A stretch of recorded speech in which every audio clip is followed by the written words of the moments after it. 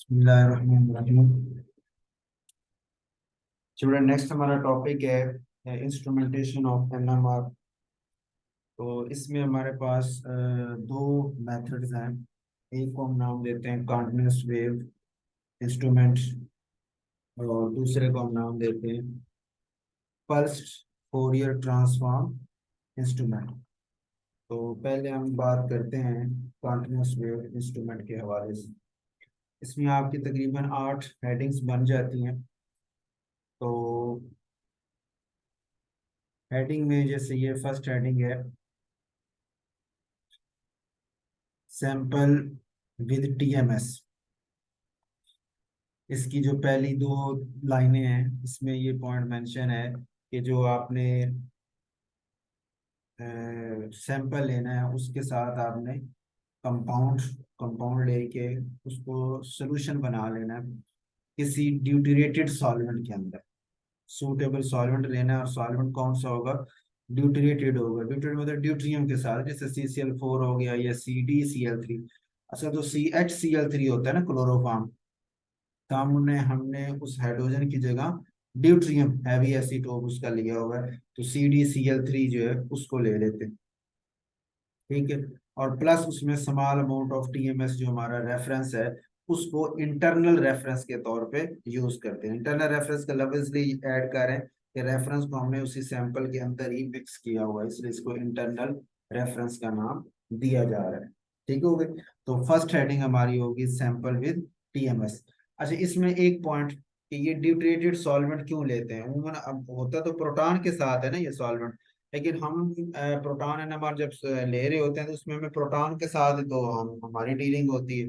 इसलिए हम कोशिश करते हैं कि जो मैं सॉल्वेंट ले रहा हूँ इसमें प्रोटॉन ना हो, ताकि वो उस कंपाउंड के अंदर जो प्रोटॉन्स हैं उनकी इंटीग्रेशन वगैरह को या उनकी किसी लिहाज से उनको अफेक्ट ना करें, बल्कि वो अपना प्योर एक स्पेक्ट्रा दें। और ये जो ड्यूटरेटेड सॉल्वेंट होता है उसकी जो है ना वो वैल्यू उसमें ना आए। लेकिन अमूमन होता है ऐसे ही है कि अगर मैंने 100 मालिक्यूल उसके लिए हैं तो 100 में से कुछ ना कुछ मालिक्यूल इसके प्रोटॉन की शक्ल में ही रह जाते हैं, यानी CHCl3 की फॉर्म में ही रह जाते हैं। तो वो सिग्नल उसका आ जाता है स्पेक्ट्रम के अंदर, लेकिन वो बहुत थोड़ी अमाउंट में होता है, जिसकी वजह से वो जो उसके स्पेक्ट्रा में उसका जो सिग्नल आता है वो शो तो हो जाता है, हमें पता भी होता है। जैसे ये CDCl3 का हमें पता है 7.24 के ऊपर प्रोटॉन एनएमआर में इसका जो है ना वो पीक प्रोटॉन की जो जहाँ पे प्रोटॉन होता है उसकी पीक आ जाती है। ठीक, और हम उसको वहां पे कैंसिल कर लेते हैं, ये सॉल्वेंट है इसको गायब कर दें, साइड पर रखते हैं और बाकी सिग्नल्स को हम देख लेते हैं। तो मकसद यही होता है कि परसेंटेज उसकी कम हो जाएगी।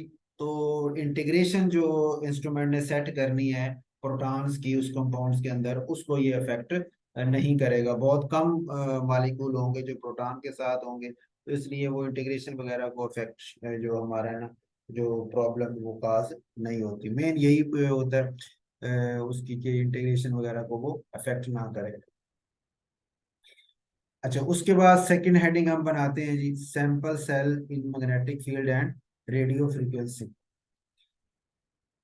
ये अगली जो 3-4 लाइनें हैं इसके अंदर ये आपकी सेकंड हेडिंग के बारे में लिखा हुआ है, और इसमें मेन पॉइंट क्या क्या है वो मैं आपको बता देता हूँ।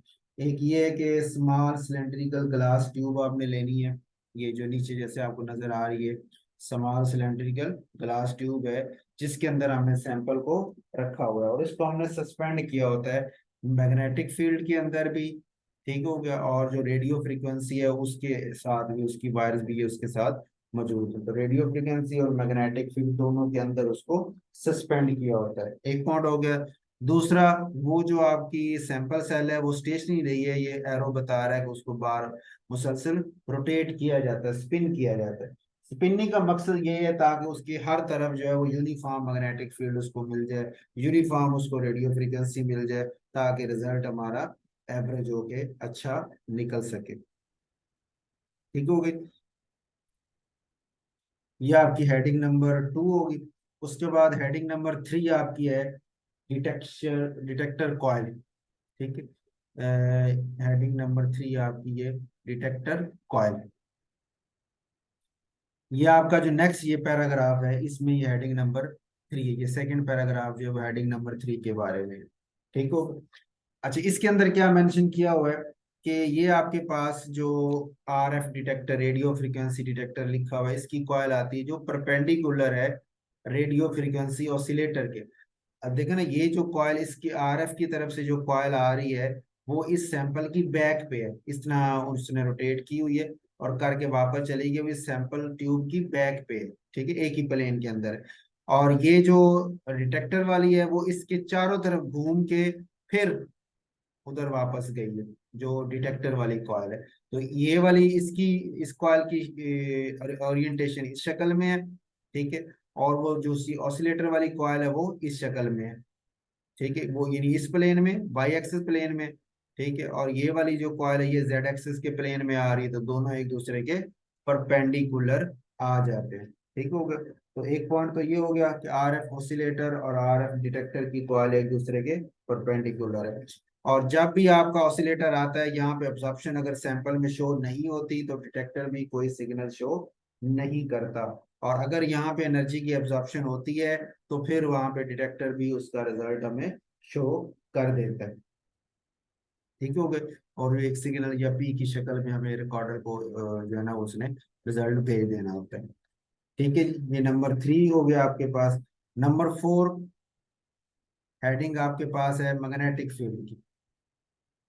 अब यहाँ पे नंबर 4 पे मैग्नेटिक फील्ड आपकी जो स्टार्ट होती है,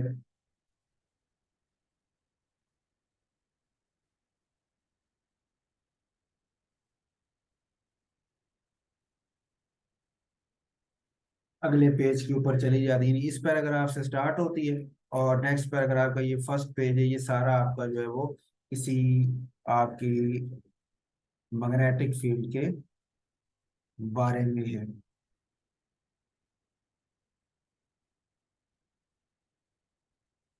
ठीक हो गया।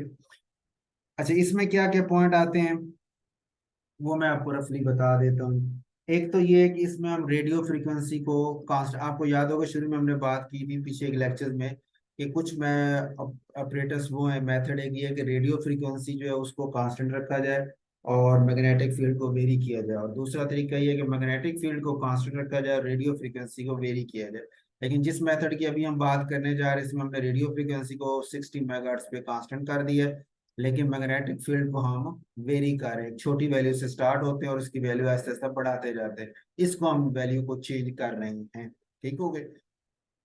चेंज कैसे कर रहे हैं कि हमने ये जो एक परमानेंट मैग्नेट है एन और एस पोल के साथ जिसकी वैल्यू जो पावर है वो 1.41 टेस्ला के राउंड अबाउट है, ठीक हो गया। हमने उसकी गिर्द इलेक्ट्रिक फील्ड लगाई हुई है, वायर्स लगाई हुई है। अब वायर में से जो करंट जब आप पास करेंगे और करंट की अमाउंट आप बढ़ाते जाएंगे तो करंट की अमाउंट बढ़ने से के गिर्द पैदा होने वाली मैग्नेटिक फील्ड भी बढ़ती जाएंगी और वो इस एन पोल परमानेंट जो मैग्नेट है उसकी मैग्नेटिक फील्ड के साथ एड अप होके जो रिजल्टेंट मैग्नेटिक फील्ड होगी उसकी पावर को बढ़ाते जाएंगे, तो आहिस्ता आहिस्ता मैग्नेटिक फील्ड की जो पावर है वो बढ़ती जाएगी, ठीक हो गई। तो अब इसमें ये पॉइंट भी आपने पढ़ा हुआ है पहले से कि वायर में से राइट हैंड रूल अप्लाई करें ना, तो वायर में से जब करंट पास होता है तो थंब को आप करंट की डायरेक्शन में रखें तो फिंगर्स आपको बता देती हैं उसकी मैग्नेटिक लाइंस की डायरेक्शन कौन सी है। तो हमने इसमें से करंट इस तरह पास करना है कि उसमें से पैदा होने वाली जो मैग्नेटिक फील्ड होगी वो इस एन पोल की तरफ से आ रही हो और इस एस पोल की तरफ मूव कर रही हो, यानी इसमें से करंट ऐसे पास होगा कि इधर से मैग्नेटिक लाइन एंटर हो और इधर से निकले, और इसमें से करंट इसी तरह पास होगा कि इधर से मैग्नेटिक लाइंस निकल रही हो और दूसरी साइड से एंटर हो रही हो, ठीक हो गई। तो ये इसमें आपका मैग्नेटिक इसकी स्ट्रेंथ को वेरी करने का तरीकेकार आ गया, इलेक्ट्रिक फील्ड को बार बार हम चेंज करते जाएंगे आहिस्ता आहिस्ता छोटी से बड़ी वैल्यू की तरफ मूव करते हो, ठीक हो गई। एक पॉइंट ये हो गया जी कि मैग्नेट की हम फील्ड को वेरी कैसे करते हैं। दूसरा पॉइंट, ये पॉइंट जरा गौर से सुनने वाला है कि पिछले में आपने ना पिछले लेक्चर में ये स्केल हमने देखा था और यहाँ पे एक वर्ड लिखा हुआ है direction of scan. Direction scan का मतलब ये कि मैंने फ्रीक्वेंसी तो फिक्स कर दी है 60 मेगाहर्ट्ज पे ना, फ्रीक्वेंसी फिक्स है, अब मैं मैग्नेटिक फील्ड जो है ना वो इधर इधर से स्टार्ट हो रहा हूँ, लेफ्ट साइड से 12 वाली वैल्यू से, और इधर मूव करता जा रहा हूँ और आहिस्ता आहिस्ता मैग्नेटिक फील्ड को बढ़ाता जा रहा हूँ। ठीक है, इधर मुझे मैग्नेटिक फील्ड, जो प्रोटॉन यहाँ पे आ रहे होंगे उनको थोड़ी मैग्नेटिक फील्ड चाहिए, और जो प्रोटॉन यहाँ पे छोटी वैल्यू पे आ रहे होंगे उनको ज्यादा मैग्नेटिक फील्ड चाहिए। उसकी वजह क्या है कि ये जो आपके पास जो बड़ी वैल्यू वाले हैं ये असल में हैं वो प्रोटॉन यहाँ पे आ रहे हैं जिनके गिर्द मैग्नेटिक इलेक्ट्रिक जो कह लेना शील्डिंग इफेक्ट उनका जो है वो बहुत कम है, और वो आपकी दी हुई मैग्नेटिक फील्ड को बहुत ज्यादा फील कर रहे हैं। यानी ये वो प्रोटॉन है जिनके गिर्द इलेक्ट्रॉन डेंसिटी बहुत कम है, जो भी आप मैग्नेटिक फील्ड देंगे वो मैक्सिमम वो फील करेंगे, उसमें से माइनस बहुत कम होती है। और ये इस तरफ जो प्रोटॉन आते हैं वो प्रोटॉन है जो बहुत कम फील करेंगे। उसकी वजह ये है कि उनके गिर्द इलेक्ट्रॉन डेंसिटी बहुत ज्यादा है, वो आने वाली मैग्नेटिक फील्ड को कैंसल बहुत ज्यादा कर रही है, जिसकी वजह से अंदर न्यूक्लियस तक बहुत थोड़ी पहुंच रही है। तो आप जब बहुत ज्यादा देंगे मैग्नेटिक फील्ड तब जाके उनके पास कैंसल होने के बाद इतनी पहुंचेगी कि वो रेजोनेट कर सकें। इसके मुताबिक 60 मेगाहर्ट्ज वाली फ्रीक्वेंसी के मुताबिक। ठीक है जी। अगर इस जुमले को मैं डायग्राम से बताऊं तो आप ऐसे भी समझ सकते हैं कि ये आपके पास स्केल है ना। ठीक है, सपोज करेंगे मुख्तलिफ स्केल चल रहे हैं ना, ये दरमियान में मैं सिर्फ वैल्यूज लगा लेता हूँ, सारों के लिखने की जरूरत नहीं है। ठीक है, अब सपोज करें कि ये वैल्यू इस वक्त 12 है, ठीक है, और इधर आपका एक पड़ा हुआ है। तो ये वाली जो साइड आपकी है, ये वाली साइड, इसको हम नाम देते हैं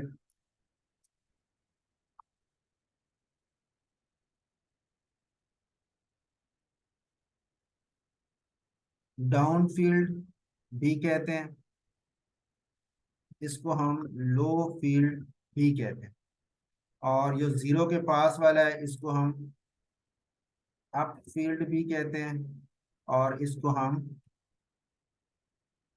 हाई फील्ड भी कहते हैं। फील्ड से मुराद मैग्नेटिक फील्ड है, ठीक है, फील्ड से मुराद मैग्नेटिक फील्ड।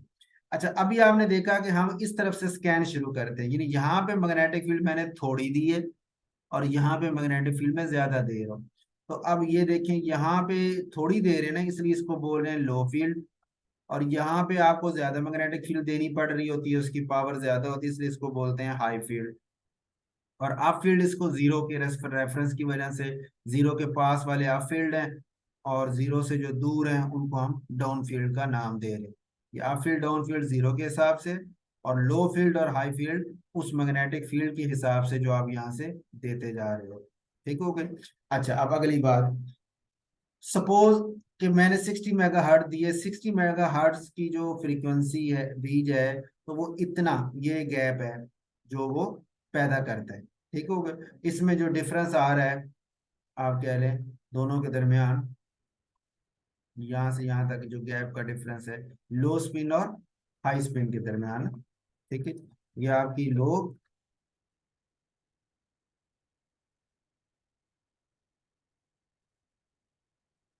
हाई स्पिन के दरमियान। ठीक है,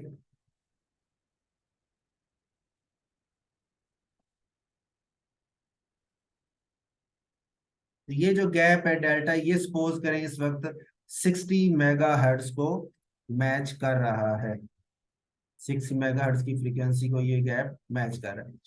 अच्छा, अब ये जो यहाँ पे एक प्रोटॉन आ रहा था 12 पे या 11 की वैल्यू पे एक प्रोटॉन आ रहा है, वो डी शील्डेड है।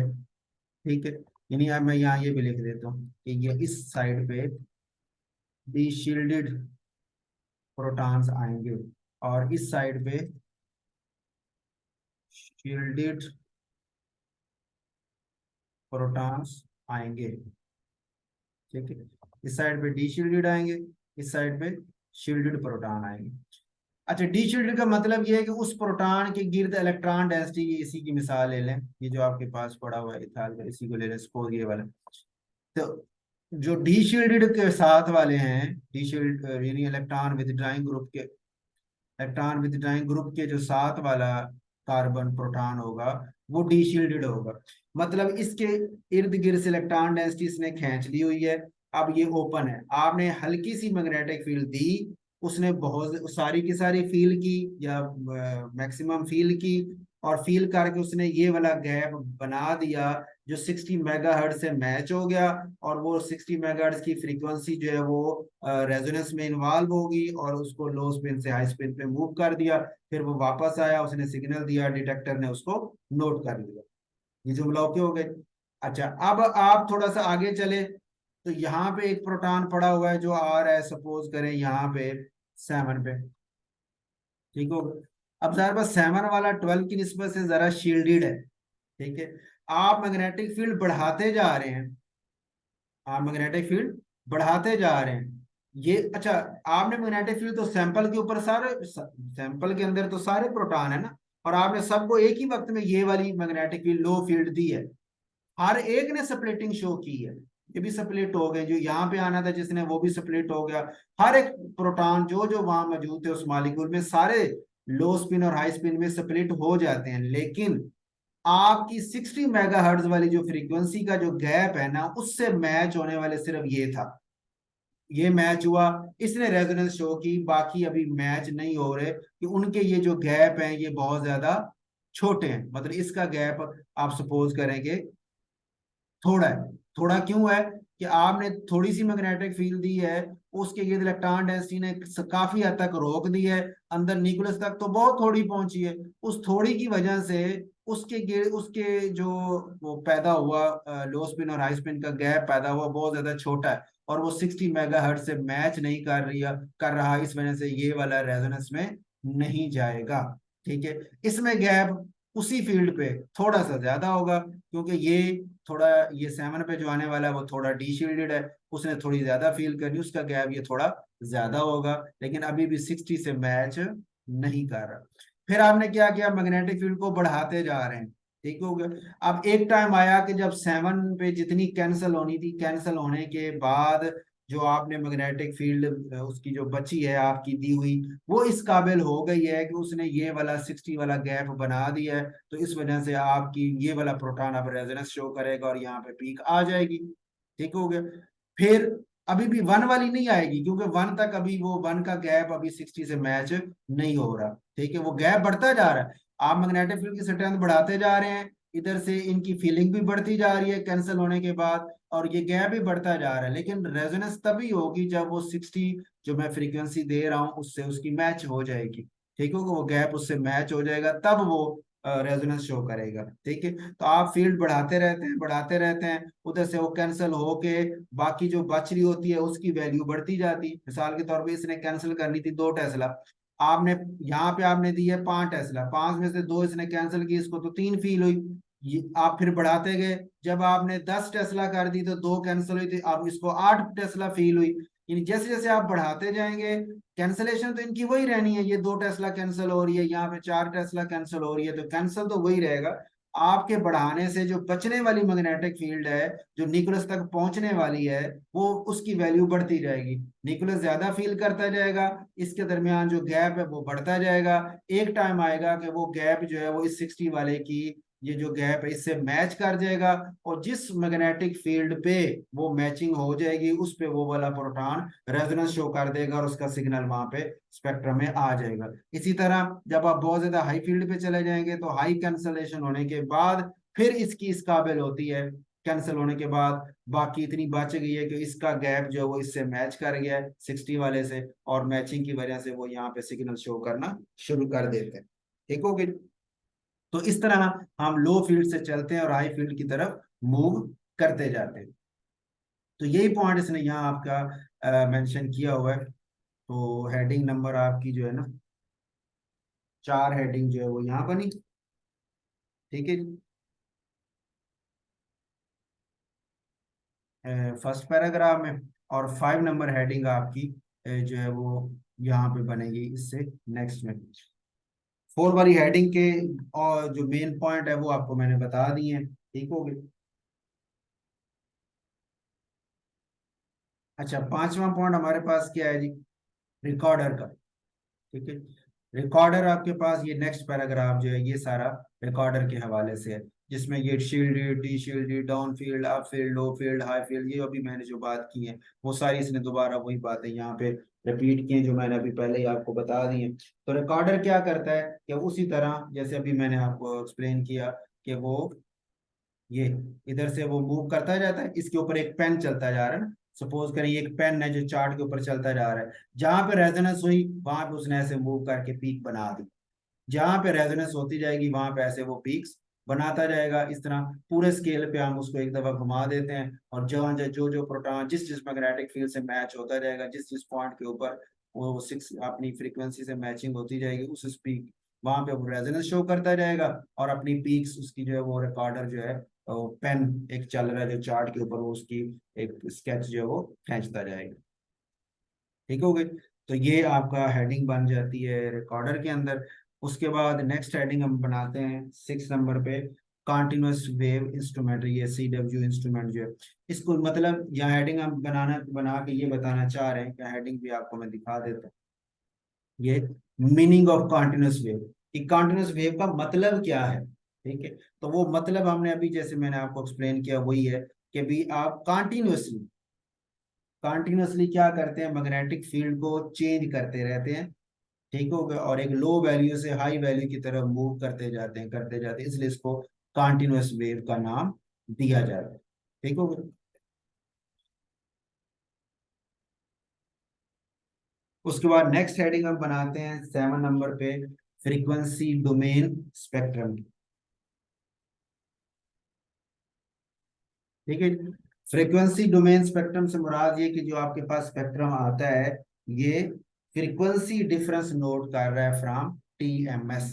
यानी ये जो आपके पास अभी चार्ट आपने देखा, ये तो ये TMS रेफरेंस से फ्रीक्वेंसी का फर्क नोट कर रहा होता है ना, फ्रीक्वेंसी, यानी ये वाला प्रोटॉन इससे कितनी फ्रीक्वेंसी इधर रेजोनेंस शो कर रहा है, दूसरा प्रोटॉन इससे इसी से कितनी फ्रीक्वेंसी इधर रेजोनेंस शो कर रहा है, जो हमने पिछले लेक्चर में केमिकल शिफ्ट में भी बात की थी। ठीक हो गए। तो वही वाला पॉइंट वो दोबारा इसमें हम बता रहा है कि आपके पास जो स्पेक्ट्रम आता है वो फ्रीक्वेंसी डोमेन स्पेक्ट्रम, फ्रीक्वेंसी को लेके चल रहा होता है।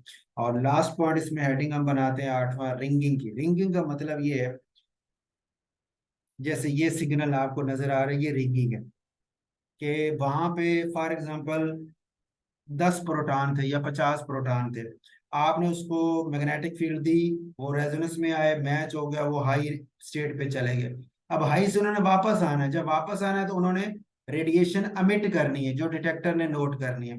अब हुआ ये कि आप जल्दी से आगे गुजर गए हैं, आपने उसका रिस्पॉन्स अभी मुकम्मल तौर पे नोट नहीं किया, आप जल्दी से अगले प्रोटॉन की तरफ मूव कर गए, लेकिन उधर से प्रोटॉन अभी आई जा रहे हैं, 50 ऊपर गए थे, लो से हाई एनर्जी पे 50 गए थे, 50 में से 30 आ गए, फिर 10 आ गए, फिर 5 आ गए, फिर 3 आ गए। तो मतलब ये इस तरह की वो ऑसिलेशंस आती रहती हैं। क्यों आती रहती हैं? कि प्रोटॉन जो एक ही दफा में हाई स्टेट पे गए थे, लो लेवल से हाई लेवल पे गए थे, वो अब आहिस्ता आहिस्ता वापस आ रहे हैं। ठीक है, ये अब होना ये चाहिए था कि वो जो स्कैन करता जा रहा है इंस्ट्रूमेंट, वो स्कैन करता हुआ इंस्ट्रूमेंट रुके, कि यहाँ पे रिस्पॉन्स आ गया है, यहाँ पे मैं रुकूं, जब यहाँ पे रिस्पॉन्स मुझे वापस मिलना बंद हो जाए फिर मैं आगे चलूं, ताकि सिग्नल अच्छी तरह बन जाए और फिर मैं आगे मूव करूं। ठीक हो गया। तो अक्सर ऐसा होता है कि आपका जो स्कैन रेट है वो तेज है, आप तेजी से स्कैनिंग करके जा रहे हैं। ठीक हो गया। लेकिन उधर से जो रिलैक्सेशन रेट है, उन हाई ऊपर हाई स्टेट पे गए हुए प्रोटॉन है जो वापस लो स्पिन पे आना है, उनकी रिलैक्सेशन का जो टाइम है वो थोड़ा स्लो है। ठीक है, तो उस स्लो के चक्कर में फिर आप आगे निकल जाते हैं और वो पीछे से रेडिएशन मिट करते रह जाते हैं, तो इस तरह का सिग्नल हमारे पास बन जाता है, जिसको हम रिंगिंग का नाम देते हैं। तो इसका सोल्यूशन यही है कि आपका स्कैन का जो रेट है वो ऐसा होना चाहिए कि जब तक वो सारे के सारे वापस नहीं आ जाते आप आगे मूव करके ना जाएं। ठीक हो गए। इसके स्ट्रक्चर भी आपको मैंने डायग्राम भी समझा दी कि ये हमारी फ्रीक्वेंसी है जो फिक्स हमने की, ये मैग्नेटिक फील्ड को हम बार बार वेरी करते रहते हैं, और सैंपल में वो प्रोटॉन एक्साइट होते हैं, वापस आते हैं, और फिर वो जो रेडिएशन एमिट करते हैं वो रेडियो फ्रीक्वेंसी की शक्ल में वो RF डिटेक्टर नोट करता है, वो फिर रिकॉर्डर को देता है, रिकॉर्डर उसका ग्राफ बना के हमें स्पेक्ट्रम की फॉर्म में दे देता है। ये इसका इंस्ट्रूमेंटेशन या डायग्राम बन जाती है। ठीक हो गई। ये एक टाइप होगी। सेकंड टाइप हमारे पास है पल्स्ड फोरियर ट्रांसफॉर्म इंस्ट्रूमेंट जो,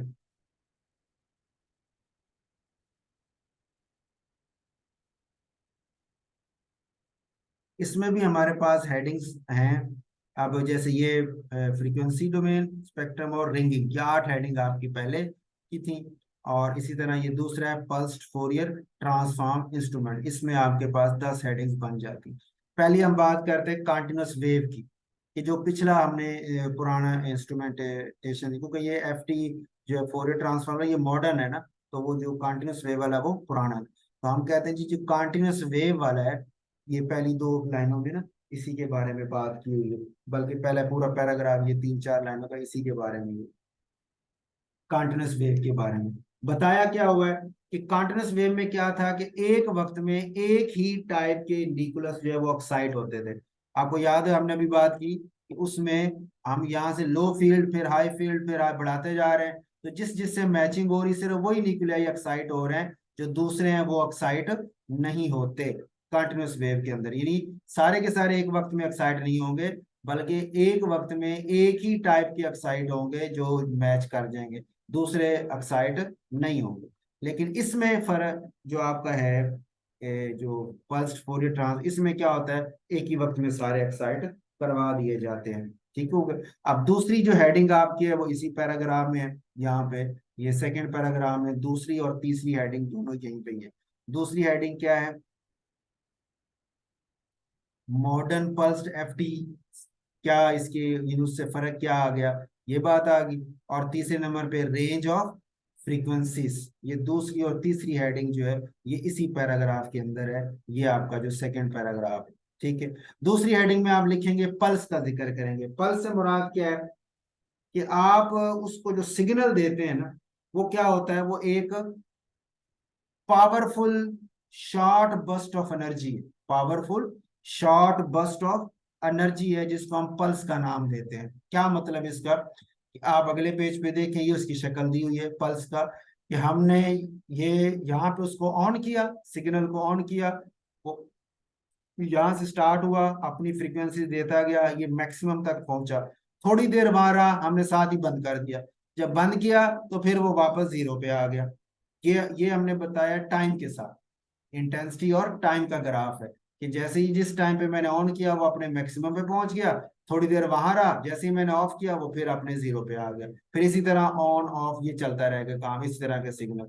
लेकिन इसी को अगर मैं फ्रीक्वेंसी की फॉर्म में दूं, इंटेंसिटी और फ्रीक्वेंसी का ग्राफ बनाऊं, तो ऐसे था, जब मैंने ऑन किया था वो सिर्फ वही जो मैक्सिमम उसकी फ्रीक्वेंसी थी, सिर्फ वही उसने शो नहीं की, वो नीचे से आने वाली सारी फ्रीक्वेंसी देता है। ठीक है ना, यहां से लेके यहां तक सारी फ्रीक्वेंसीज उसने शो की है, ये भी शो की है, ये भी सारी की सारी शो करता है। ये वाली उसकी मैक्सिमम थी जहां तक वो गया है, उसके बाद फिर वो कम होना शुरू हो गया, यानी अगली उससे आगे फ्रीक्वेंसीज वाली वो वाली उसने शो करना शुरू कर दी। तो यानी उसने यहां से लेके यहां तक सारी फ्रीक्वेंसीज शो की हैं, सिर्फ ये एक मेन जो मैक्सिमम है वहां तक गया है, उसके बाद उससे आगे और उससे पीछे उसने एक रेंज के अंदर सारी की सारी फ्रीक्वेंसीज शो कर दी, और वो सारी की सारी फ्रीक्वेंसीज उसने सैंपल के ऊपर फेंक दी। ठीक हो गया। अब यही बात हम उसे बताना चाह रहे हैं यहाँ पे, कि भाई इस केस में पल्स जो हमने दी है, तो पल्स में क्या हुआ है कि फ्रीक्वेंसीज आगे मूव की हैं, और वो एक रेंज की शक्ल में गई हैं, यानी काफी सारी फ्रीक्वेंसीज आगे सैंपल तक पहुंची। तो पहला पॉइंट तो आप हेडिंग जो आपने दी है मॉडर्न पल्स एफटी, उसके अंदर आप पल्स का जिक्र करेंगे, फिर आप बताएंगे कि इसमें सारे के सारे न्यूक्लियाई जो हैं वो एक ही वक्त में हम ऑक्साइड उसको करवा देते हैं। ठीक हो गए।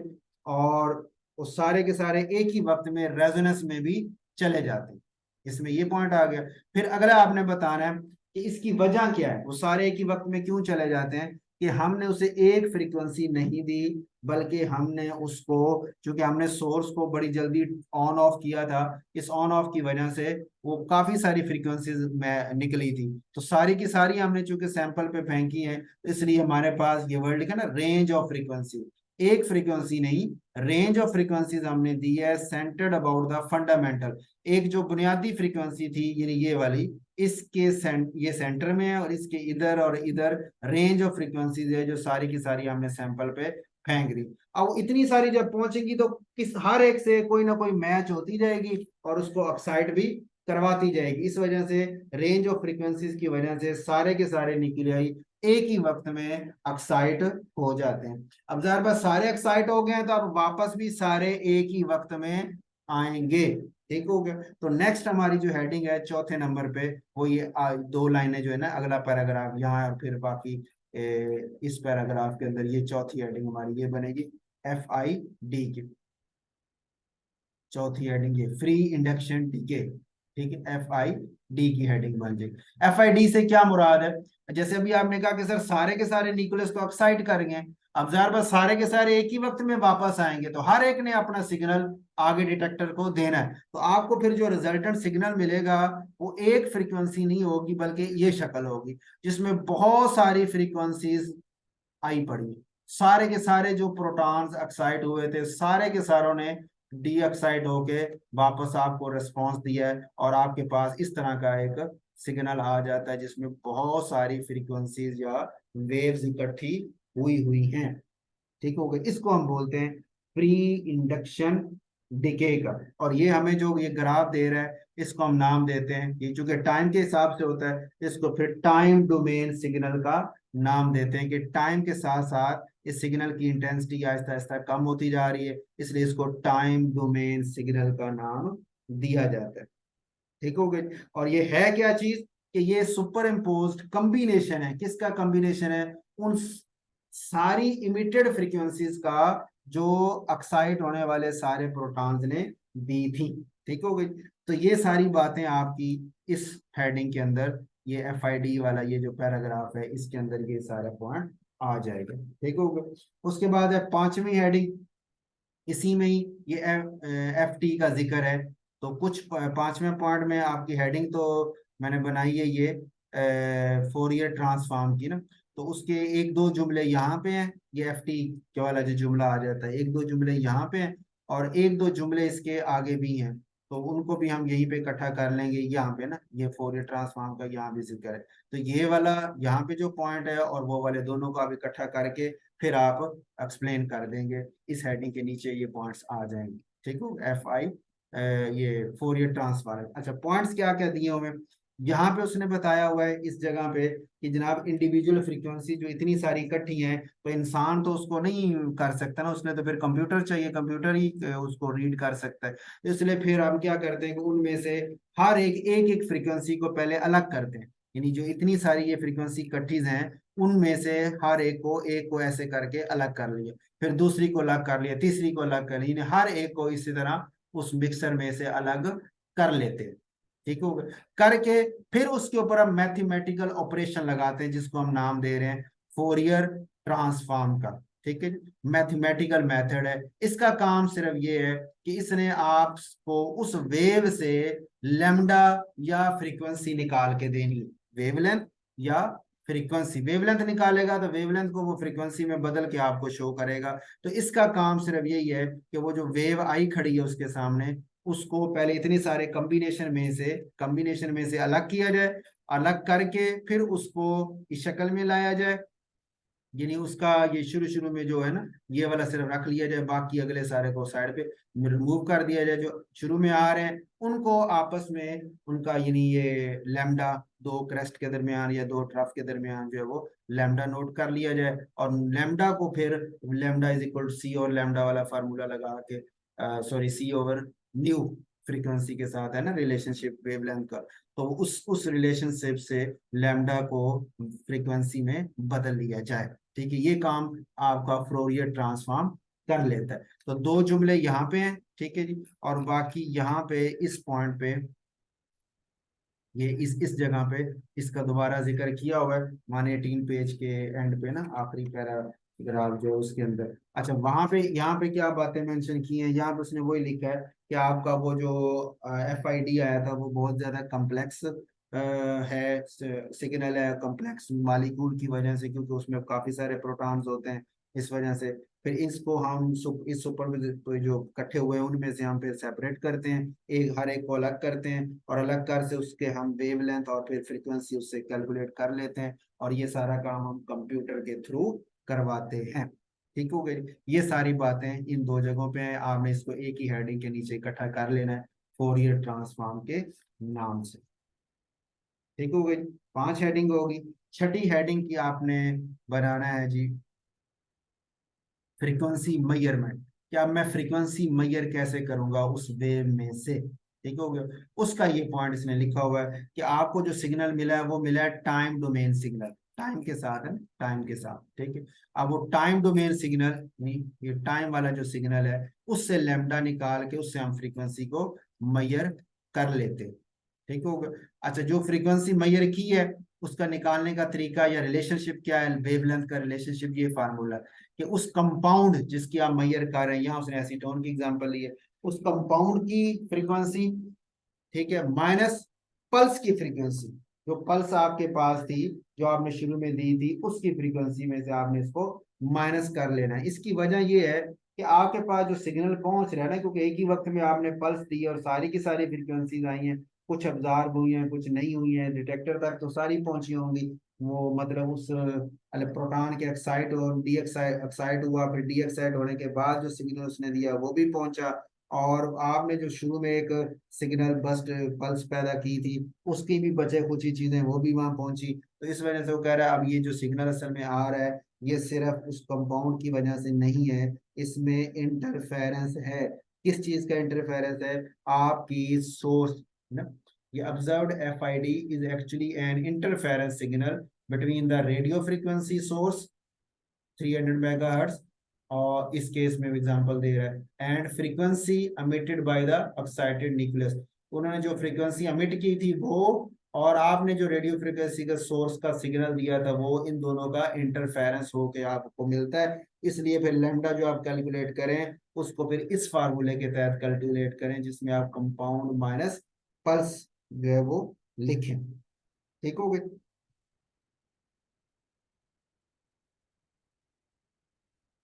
अच्छा, इंटरफेरेंस में तो कभी कंस्ट्रक्टिव भी होता है कभी डिस्ट्रक्टिव भी होता है, लेकिन यहाँ हमारा जो केस है इस केस में ये पॉइंट फिक्स है। क्या फिक्स है कि जो आप फ्रीक्वेंसी डिटरमाइन कर रहे हैं ना, वो डिफरेंस है। किस चीज का डिफरेंस है, कि frequency emitted by excited nuclei उसका, और जो आपने सोर्स पल्स की शक्ल में दी थी उसका, इन दोनों का डिफरेंस जो होगा वो आपने लेना है, ठीक है। और वो लैम्डा के साथ उसका रिलेशनशिप है, तो हमारे पास फार्मूला ये बन जाएगा। यहाँ से अब पल्स की वैल्यू का तो मुझे पता है ना, क्योंकि मैंने दी थी वो वैल्यू, यहाँ मैं पुट करके लैम्डा मैंने अभी कैलकुलेट कर लिया है एफटी के थ्रू, तो मैं फ्रीक्वेंसी की वैल्यू निकाल सकता हूँ। ठीक हो गया। तो कहता फ्रीक्वेंसी हम निकाल तो लें, लेकिन अब मसला ये कि हमें फ्रीक्वेंसी से भी गरज नहीं है ना, हम तो वो केमिकल शिफ्ट से गरज होती। आपको याद होगा केमिकल शिफ्ट में हमने बात की थी कि फ्रीक्वेंसी जो है वो तो उसके चेंज होने से चेंज हो जाती थी।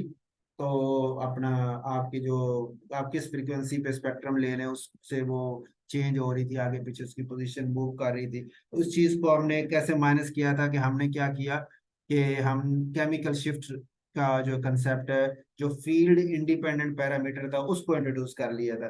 अब हमने कहा सर ये हमें फ्रीक्वेंसी तो निकाल के दे देगा, ठीक हो गया, लेकिन फ्रीक्वेंसी हमारे किसी काम की नहीं है, हम तो इंटरेस्टेड हैं केमिकल शिफ्ट के अंदर, फ्रीक्वेंसी के अंदर इंटरेस्टेड नहीं है। तो 7वीं हेडिंग आपने जो यहाँ पे ये लास्ट 3 लाइनें और आगे ये फार्मूला दिया हुआ है, यहाँ पे आपने हेडिंग बनानी है फ्रीक्वेंसी डोमेन सिग्नल की।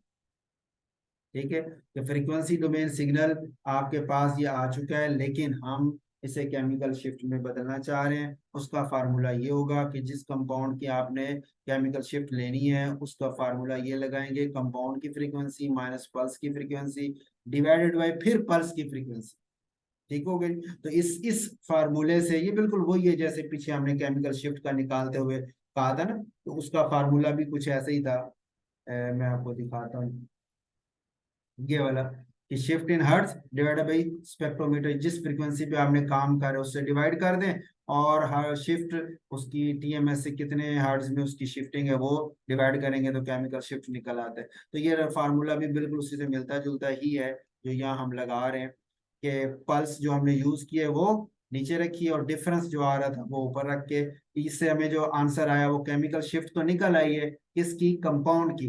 लेकिन ये किसके रेस्पेक्ट से निकली है, पल्स के रेस्पेक्ट, क्योंकि हमने पल्स को डिवाइड करके ले रहे हैं, तो ये पल्स के हिसाब से लिए हमने। लेकिन हमने तो टीएमएस के हिसाब से लेनी थी जो हमारा रेफरेंस था। तो फिर हमने क्या किया कि हमने इसको कहा कि भाई ये कंपाउंड की हमने ली है टीएमएस उसके हिसाब से पल्स की, इसी तरह आप टीएमएस जो है उसकी भी ले लें, यानी डेल्टा प्राइम जो टीएमएस जो है वो भी इसी फार्मूले से उसकी भी निकाल लें। यहाँ पे कंपाउंड एसीटोन जहाँ लिखा है कंपाउंड, वहां पे टीएमएस आ जाएगा, फार्मूला यही लगेगा, तो वो डेल्टा प्राइम टीएमएस हो जाएगा। तो कंपाउंड का भी डेल्टा प्राइम निकाल लिया, टीएमएस का भी निकाल लिया, दोनों का डिफरेंस लेंगे तो वो एक्चुअल जो ग्राफ के अंदर डेल्टा है, केमिकल शिफ्ट है, वो आंसर निकल आता है। ये सारा काम कंप्यूटर खुद ब खुद ही कर लेता है, हमें सिर्फ वो स्पेक्ट्रा निकाल के दे देता है। ठीक हो गई। तो ये आपकी हेडिंग नंबर 7 होगी। उसके बाद हेडिंग नंबर 8 आपने देनी है। नेक्स्ट पेज पे आ जाए, ये एडवांटेजेस के साथ ना, ये हेडिंग नंबर 8 आपकी एडवांटेजेस, यहाँ भी मैंने मेंशन की है, एडवांटेजेस ऑफ एफटीएनएमआर के एडवांटेजेस हमारे पास क्या क्या। तो उसमें अच्छा कुछ ये 2-3 पॉइंट यहाँ मेंशन किए हुए हैं कि ये सेंसिटिव है, जो आपका एफटी मेथड है वो सी डब्ल्यू मेथड की निस्बत से, कॉन्टिन्यूस वेव की निस्बत से सेंसिटिव है, टाइम भी कम लेता है, कि वो दूसरा जो वो 5 से 10 मिनट लेता था और ये सिर्फ फ्यू सेकंड लेता है और हमारा स्पेक्ट्रा निकाल के दे देता है। ठीक हो गया। एक ये पॉइंट है, एक यहाँ पे भी ये इसका एडवांटेज में ही आता है कि ये उनके लिए भी फेवरेबल है, उन न्यूक्लियाई के लिए जो लेस अबंडेंट है। जैसे C13 में हम बात करेंगे कि उसकी अबंडेंस जो है वो सिर्फ 1% है, नेचर में वो सिर्फ 1% पाया जाता है, तो इतना कम उसकी परसेंटेज है। लेकिन चूंकि ये सेंसिटिव है, ये छोटे से रिस्पॉन्स को भी बड़ी अच्छी तरह कलेक्ट करता है और रिजल्ट निकाल देता है, इस वजह से ये एफटी जो वाला जो मेथड है वो C13 पे भी बड़ा कारआमद हो जाता है। तो लेस अबंडेंट न्यूक्लियाई पे भी अप्लाई हो गया, और उन पे भी जो स्ट्रांगली मैग्नेटिक नहीं है, जैसे C13 जो था, एक तो अबंडेंस में भी कम है, दूसरा वो मैग्नेटिक फील्ड को भी इतना रिस्पॉन्स अच्छा नहीं देता था। हमने उसकी गायरो मैग्नेटिक रेशियो देखी थी कि प्रोटॉन की 267 है, इतना अच्छा रिस्पॉन्स दे रहा है, और C13 की सिर्फ 67 है, इन उसकी निस्बत से बहुत कम उसका रिस्पॉन्स था, वीक रिस्पॉन्स था। ठीक हो गए। या इसी तरह जो सैंपल्स बहुत ज्यादा डिल्यूट है, जिनके अंदर आपकी जो कंपाउंड की परसेंटेज या अमाउंट है वो बहुत ज्यादा कम है, उन सारों के लिए ये एफटी वाला मेथड बहुत बेहतर है। ठीक हो गई। तो 8th हेडिंग हो गई है। 9th हेडिंग आपकी इसी ये पैराग्राफ जो है, यहाँ पे नॉइज का वर्ड लिखा हुआ है, तो यहाँ पे आप हेडिंग बना रहे हैं इसकी सिग्नल टू नॉइज रेशो। ठीक है, 9th वाली हेडिंग है signal to noise ratio. Signal to noise ratio का मतलब ये है कि बाद दफा स्पेक्ट्रम तो आना चाहिए, जैसे देख ना ये स्पेक्ट्रम आपने अभी पीछे गुजरा था और बड़ा साफ सुथरा, ये देख ना, ये सिर्फ पीक आई हुई है, बाकी नीचे बिल्कुल सीधी लाइन है, फिर पीक है, फिर सीधी लाइन, फिर पीक है, फिर सीधी लाइन है, मतलब नीचे कोई इतना गड़बड़ नहीं है, ये सही एक नॉर्मल स्पेक्ट्रम है। ठीक है। लेकिन वो कहता है अगर ऐसा हो जैसे ये कि पी सिग्नल तो आ गया, लेकिन उसके बाद नीचे एक सीधी लाइन ही, बल्कि ऐसे टेढ़ी मेढ़ी ऊपर नीचे इतना छोटी मोटी बेस लाइन, ये नहीं जो आपकी है वो बिल्कुल सीधी नहीं है, क्लियर नहीं है, उसमें फ्लक्चुएशंस आ रही हैं, ऊपर नीचे मूव कर रहा है, इसको हम नाम देते हैं नॉइज का। और ये एक रैंडम फैक्टर है, मतलब किसी वजह से भी हो सकता है, इंस्ट्रूमेंट का मसला हो सकता है, वो आपके एनवायरनमेंट का मसला हो सकता है, वगैरह वगैरह।